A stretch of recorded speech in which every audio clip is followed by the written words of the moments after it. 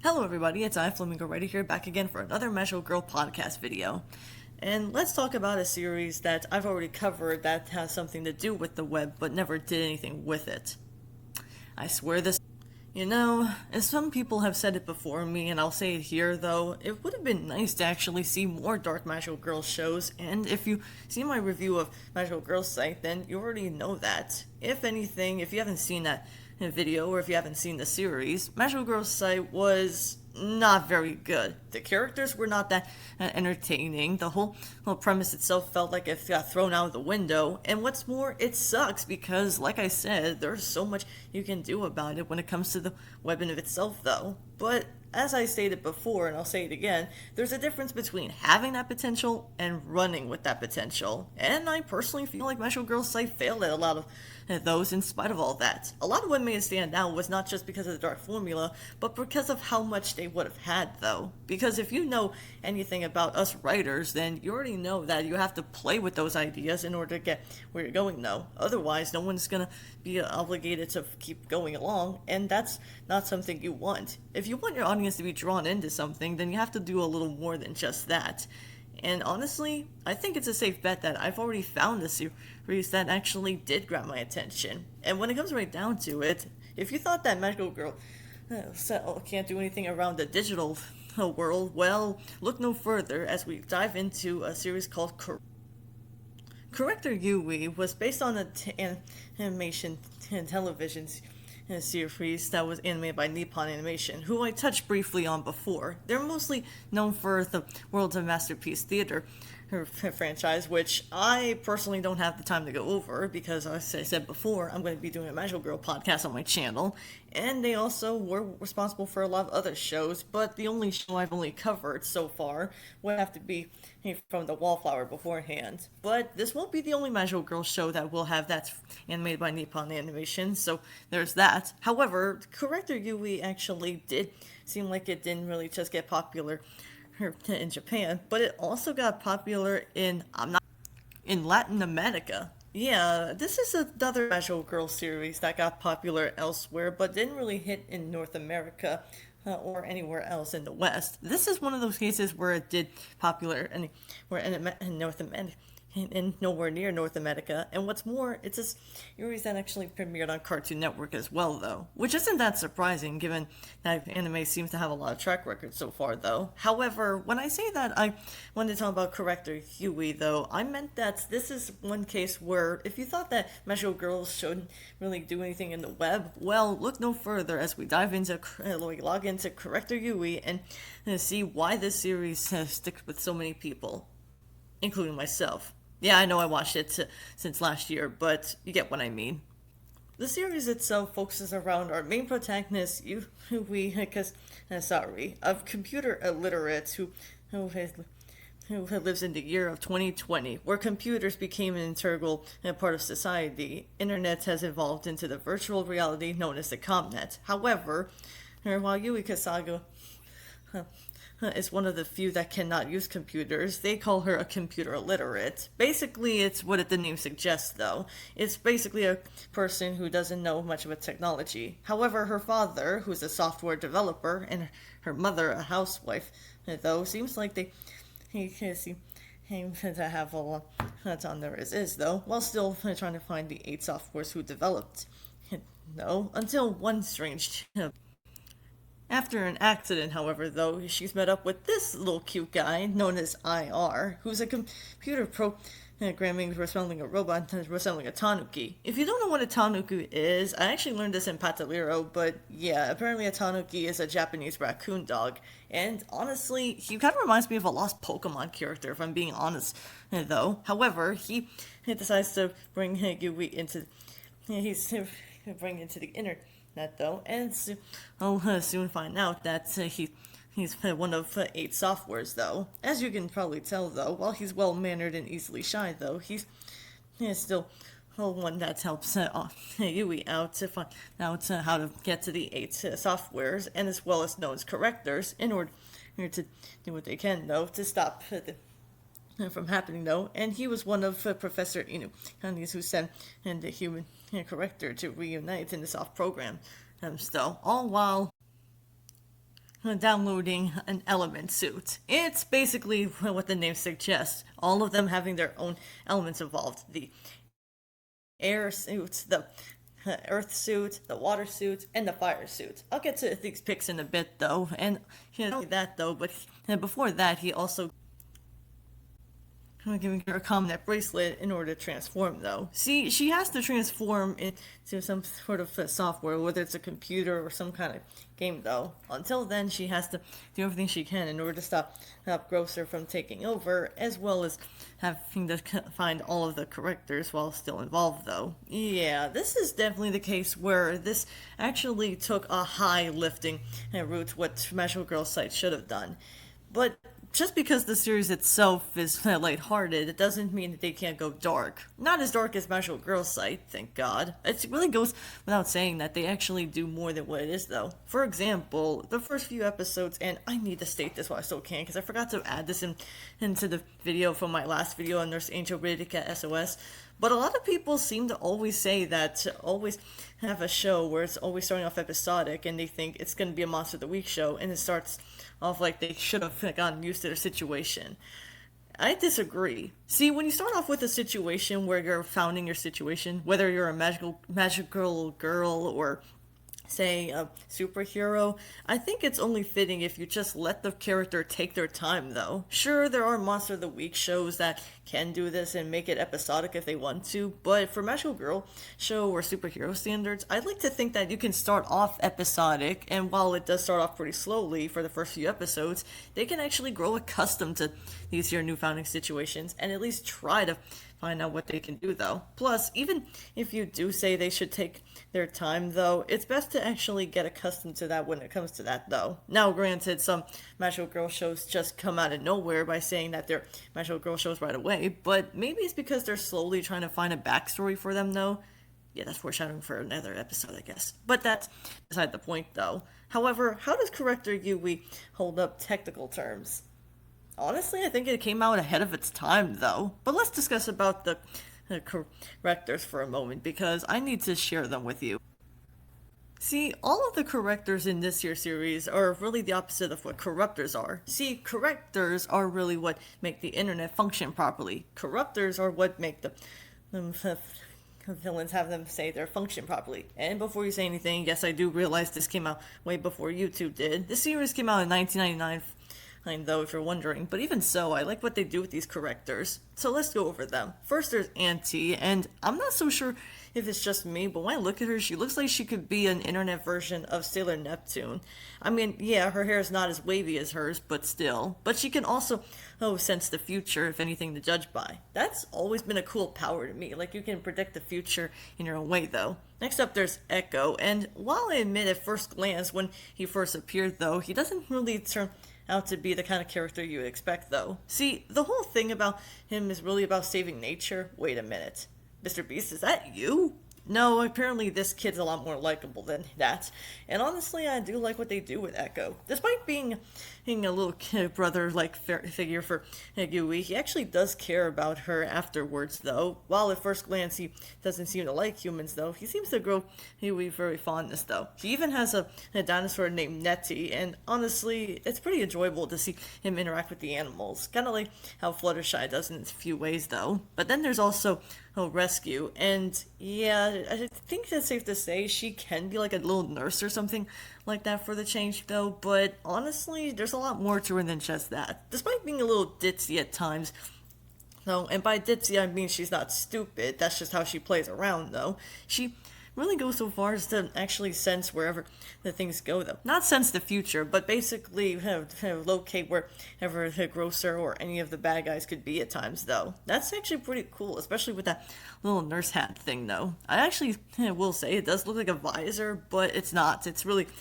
just her wearing it on top of her head, although it floats over her head. I mean, the feeling that's why I see in a lot of old shows, now that I think about it. Next up there are the two characters, Peace and Follow. Peace is really an old guy that, at first glance, like Echo, didn't seem to care about Yui, but after worse, we do get to see that while he does act all cranky and stuff like that, we do get to see him interact with her in some sort of grandfather figure, like in the whole show, just to see that he cares about them. Though then there's also Follow, and honestly, despite shape shifting into anyone or anything or any animal, he does come in play when he does though, and he's kind of like a brother figure in his own way, just a little older than that. I'm not so sure how old these characters are for the Correctors when Yui joins them. For all I know, they could be immortal or something like that because they never really explain. But that doesn't matter because I still enjoy them. But we also got Control, and at first glance, when you first see him in the first episode, he actually wanted to sacrifice himself in order to keep himself away from the bad guy. But after Yui's stubbornness and determination, he decides to join in anyways because why the hell not though? And still managed to do so. He's kind of like a father figure in the own way though, and that's pretty good though. Then there's also finally Synchro, and Synchro is okay. I have to mention this right now. Before then, when he was before he joined in, he was known as Warwolf, but unfortunately, this actually turns him into someone that he was supposed to be, Synchro, who, for some reason, he does get his original form back, but in the second season, he gets his werewolf form back and stuff, though, and then goes back to being Synchro by the end of the series, though. Yeah, and honestly, I feel kind of bad because there's so much with that, though. Yeah, the cast of characters in this show are not as massive as, say, Bleach, One Piece, or, say, Naruto. Seriously, I had enough dizziness already with those characters because of how many there are. But I really feel like that's kind of what this show does in a lot of ways, though. Despite lasting for 2 seasons, though, I actually have to fully admit, I wasn't expecting myself to enjoy this as much as I thought I would have. Although, keep this in mind, I'm only saying for personal sake. I'm not so sure if my audience has seen this series or where they came from or anything, so you can bet that this is a series that you might want to look into if you ever do want to do.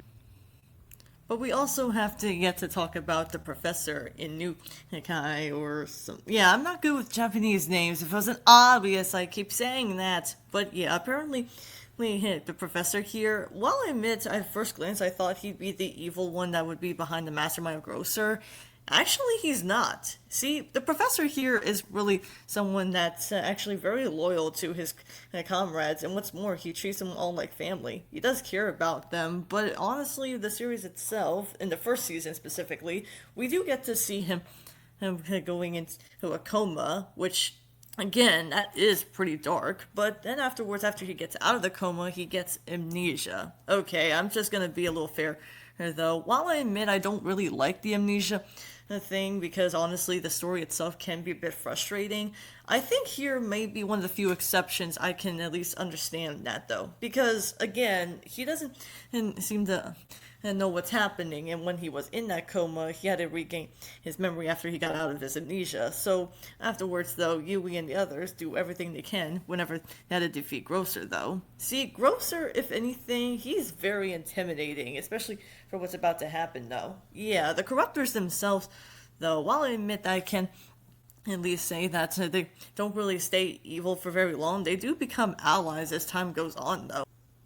For example, there's the character Freeze, and I like what they do with her. You know how sometimes whenever you're on there, it starts to buffer or freeze or anything like that? I think, now don't quote me on this or don't think I'm taking this way too hard, but whenever I hear the name Freeze for this character, I like what they did with her before she joined our heroes. See, she freezes and stuff though into ice, and she has a weakness for something that's warm or hot though, mostly around the hot. And honestly, I do like what they do with that though. I mean, sure, she doesn't stay evil though, she does become an ally later on, but I really do enjoy that, especially for what's yet to come. Aside from Synchro though, she doesn't really have some kind of real, at least kind of thing though. But for a Corruptor though that turned into a Corrector, it's really easy to see why that is though. I don't know what it is though, but I'm starting to get the feeling that Mesho girls that turn into have their own villains get turned into allies seems like a nice hook, but I don't think it was really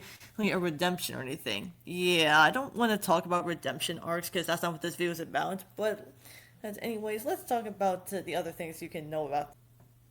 Later on in the show, though, at least in the first season and some time in the second season, we get to Haruna, one of Ryui's closest friends from school, come in and join in when it comes to defeating any sort of villain out there, though. Now, in the first season, she doesn't really seem to custom too much, though, but that's only because when she was going into a digital area for a trip, though, along with the other school classmates, though, she really goes so far as to go whatever she can in order to get out of the island, but after meeting a double copy of Grocer's minion to turn into the professor, though, she's gained into thinking that Yui lied to her and stuff, but realizes that after that, however, she decides to team up though. I'm glad they didn't do the evil route too much, but something tells me it was a little too anticlimactic at times, because it happens in the very first time she ever does become corrupted by Grocer, but then afterwards she gets brought back into it, though. I'm glad they didn't drag it on for too long, though, but I'm just saying, though, maybe the pacing could have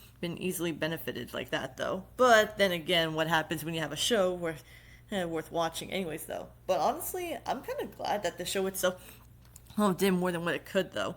See, I will say that when Grocer first appeared, though, it was kind of obvious that we didn't expect what was going on, though. See, in case you guys don't know, Grocer is this big, intimidating villain who seems to be really into driving the internet to go all malfunction and stuff. So, in other words, if you ever do meet up with him, it's best not to meet up with him intact, though. But after Yui's kindness, though, from the first season, we do get to see that he does seem like that he doesn't want to spread anything so evil and stuff like that in order have so already, though. And before you say anything, though, while I admit that is a bit cheeky for some people, I don't really think it's that cheeky when all things considered, though. It is a magical girl show after all, so if you ever do find these things a bit too weird for its own good, then that's probably why magical girl shows are not going to appeal to everyone, though. But I still love them, so screw it. But when we're on the subject matter, though, let's talk about the second season. I won't lie, the second season was good, but it felt like it took a while to get. See, the second season, we do meet up with our next character, and this one seems to be a fan favorite, but all things considered, would have to be I. Now, I herself, and yes, I do realize her name is spelled AI, Artificial Intelligence. Seriously, AI, I really know how you're trying too much for yourself, but god damn it. Anyways, I here is one of those characters that I personally felt like they did a lot more to her than I thought she does, though. Now, while she doesn't stay in the series too long, though, she doesn't really overstay her welcome. Up there with Chihaya Fudu, with Chihaya's my rival, though, you do get the sense of urge that she is only there just to do whatever she can in order to do what she can. And honestly, when it comes right down to it, I did grow to like I'm what I thought it would have, though. For a character that I thought at first was just going to be that uptight rival or something like that, this is what I mean when I say if there's ever a rival character, they should at least not be so cocky about it, though. Yeah, I know what you're thinking. You said we can and should do. That's the difference between that. But I grew to like Ai as a character, though. While she does help out on the internet space, though, we do get to see more and more time goes on, though, what about she's like, though. And I'm not gonna lie, she was actually what got me into this year's show to begin with, though. See, I didn't mention this in the beginning of the video, but when I was researching for this show last year in March of 2024, I was immediately hooked by Ai's character when I saw her on that short AMV video when they were doing a theme out of her, though. And a lot of people were really asking in the comments, how did this on Cartoon Network and stuff? Though that video was around, what, 16, 17 years old? Although, my god, I feel like time is changing too much at times. But even in spite of all that, though, I did grow to like I'm what I thought it would have, though. At first glance, I thought she was going to be that somewhat emo character where they think that she's going to be all dull and stuff like that. But while she does act all monotone and doesn't want help from Yui at first glance, though, it turns out that she's only trying to do what she can to find her mother and do for her mother, and as well as find a little girl that's also named Ai, who carries a little teddy bear around, though. By the time of watching this series, though, while I admit the second season wasn't what I thought it was, though, I actually like the different route they have, though. They really escalated into what they had, though, and for all things worse, though, Yui and Haruna and Ai all all become friends later on, though. And honestly, I do like the build up they have, though. Yeah, I does start off what you expect to be skeptic and everything, which I don't blame her. But I feel like hey, that's really the purpose of this, though, because you actually do want to say that she does whatever she can in order to do what can for being a corrector to find her way out of the time, though. And as such, though, they do whatever they can in order to make the series go with that. But let's talk about the other eye. Now, this eye, for a second, though, actually has been created for an email to a website, though. And I have to fully admit, that was not the twist I was expecting, though. I have to fully come clear and say that she's probably one of the most cutest things I've seen in Magical Girl so far. Up there with probably Chibi Usa and the like, though. Like, seriously, look at her. You can't honestly tell me she's not adorable by any means, though. And honestly, while she does cry when Freeze chases after her, yeah, throughout the second season, Freeze trades everything she can to accomplish her mission so she can get that girl to come with her, though. But every time she tries to, I would go so far as to reject it, though, and run off. And that comes over to a chase scene. Look, as much as I have to say, while it did drag on, though, I think they were just trying to build up as time goes on, though. So I can at least let that slide, if anything to judge by. But aside from that, though, I'm going to be level with you guys. This show was really hard for me to stomach at first glance. At first glance, when watching Corrector Yui, it wasn't necessarily a bad show by any means, but it was also a show that I kind of felt skeptical when watching it. And that's become a trend so far when it comes to I want to talk about the element suits for a sec, because honestly, this is probably the coolest thing I've seen so far when it comes to Magical Girls. You know how most Magical Girls usually just upgrade their form whenever seasons pass by? Yeah, they kind of do that here too, but I like what they do with these element suits. See, these element suits, the ones you're seeing on screen right now, do the 4 elements you would suggest though. The air suit, which is basically her looking like a rabbit. I'm gonna say right here and now, are you sure that ain't Usagi trying to kill a cutesy? Then there's also the earth suit, which does what the it suggests though, and there's also the water suit, and I gotta say though, that water suit looks so freaking amazing. I mean, sure, that weapon may not look like it does much, but it actually can create waters from coming out of it, though. That's pretty cool. And then we also got, finally, the fire suit. I wonder why they call it an element suit, huh? But I'm gonna be honest with you, though. I love all of these here outfits, though. Sure, I can't really wear them, because I really can't help but say I don't like exposing my body. Hey, don't look at me like that. I don't like that. And yeah, apparently this is enough to say that that's really what it has, though. So how do I feel like this series fares up technical terms? Aside from being ahead of its time, I think this series may be one of the more overlooked ones I thought it would have, though. Don't get me wrong, Corrector Yui does have its fans, otherwise they wouldn't have the Spanish dub on YouTube, but I only watched the English subtitles because, well, I wanted to see what they had in store, though. And maybe I'll take a look at the Spanish dub sometime, but I'm going to do another Magical Girl show next time, though. But let me talk about Corrector Yui for myself in summary form. See, in case you guys don't know, I personally think it's a safe bet that this series might be better than Magical Girl Site in a lot of ways, though. And you know what? I stand by it. Yeah, I still stand by what I said, and while man, it should be so much of a broken record when I say this, I feel like Magical Girl Site just failed at so many levels that it felt like we are repeating, though. As I said before in the beginning of the video, there's a difference between having that potential and running with that potential. And honestly, when it felt like Magical Girl Site had the ideas for it, it didn't really seem like they did anything with said ideas, if I'm being completely honest. But honestly, when I watched Corrector Yui, I think my memories could have been a lot better wiped out if I haven't seen Magical Girl Site. But then again, I probably wouldn't have any balance between all of those anytime sooner or later, though. It really sucks when you realize that's kind of what happens, though. Because honestly, as I said before, I really felt like Corrector Yui changed a lot for me at a lot of times, though. Yeah, while there were some outdated stuff here and there, though, I mean, you could argue that 2020 was an awful year, and it was. But I felt like there was something that made this series stand out a lot more than what would have had, though. And hey, if I watched this show, if it came out in the US where I'm from, I probably would have enjoyed it. But then again, I didn't really have a lot of shoujo going up at times, though.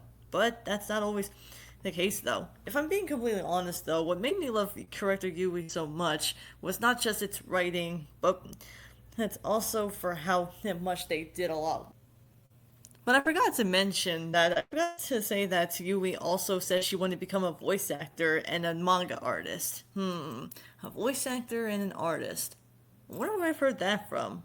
Maybe it's from someone I know. But honestly, would I call Corrector Yui a perfect show? Of course not. See, there are some things that I personally felt like the show had a lot going for it, though. But while I admit that 2 seasons may not be a lot for some otaku, I think it may have been perfect. It's just enough to say that the show itself really did seem like it got a cult following as years goes on, though. Kind of like some other Magical Girl shows along the way, though. But I'm gonna be completely honest, this show really did uplift me a lot more than I thought it would have, though. As I said before, though, I'd rather like a show that actually plays with its ideas rather than saying we don't have enough of them, no. As writers or any kind of creator out there, if you don't play with your ideas and don't do anything with those ideas, then chances are you're going to lose your audience.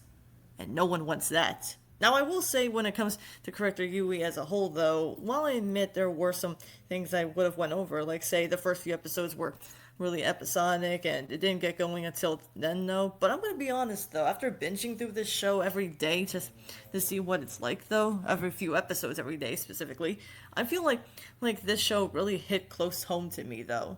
Although, admittedly, I didn't really grow up with the show. Yeah, as I said before, I didn't discover the show until someone recommended me an and V from I's perspective, and basically went it from there, though, on my homepage. But that's not to say that I didn't like that idea. I mean, if you can recommend me any Magical Girl show, that would be great. But as I said before, I'm not gonna have anyone do that for me anyways, because let's be honest, that would probably take me much longer than I realized, though. But that's alright, though. I mean, sure, I could say what shows I'm getting into and stuff like that, like the modern anime and stuff, though. But hey, whether you like it or not, though, I still think we can all agree Magical Girl will have their own way of doing this.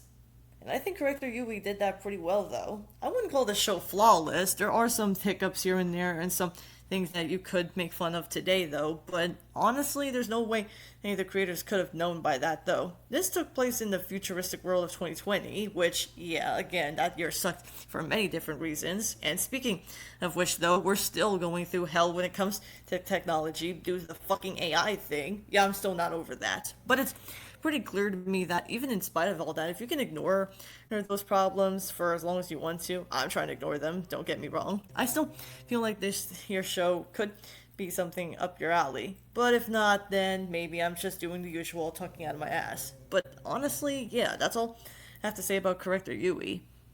As for the next Magical Girl show, however, well, come back next time as I delve into another overlooked classic for Magical Girl show, but it sadly never got finished, at least in the anime. With all that said, however, I thank you all so much for watching. I'll see you all next time, and as always, stay flamingo-tastic. See ya!